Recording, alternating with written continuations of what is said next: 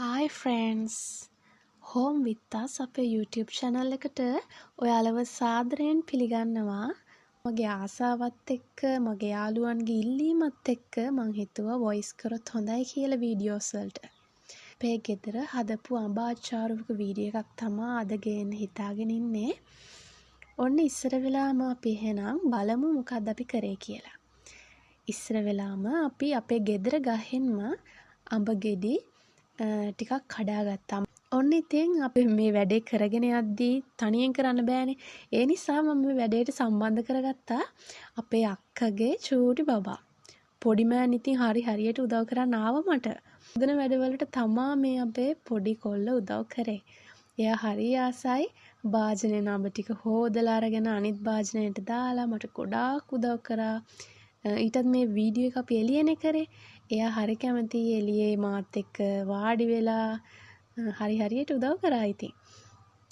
ඊට පස්සේ මම ඒ අඹවල පොතු ඉවත් කරගත්තා ඉස්සර වෙලාම. ඊට පස්සේ මං හිතුවා මේ විදියට අඹ කැපුවොත් හොඳයි කියලා. මේ විදියට අපි අඹ ටික චූටියට කපා ගත්තා. ඒකත් භාජනයකට දාගෙන ඊට පස්සේ අපි ඒ භාජනයට ලුණු, ගම්මිරිස්, මිරිස් කුඩු, සීනි ඔයාලට අවශ්‍ය ප්‍රමාණයට දාන්න. අපේ ගෙදර පොඩි බබාලා ඉන්න හින්දා මම වැඩි සැරට හැදුවේ නැහැ. අපි ඒ ටික අවශ්‍ය ප්‍රමාණයට දාගෙන මේ අඹ කෑලි වලට හොඳින් වැදෙන විදියට අපි මික්ස් කරගත්තා.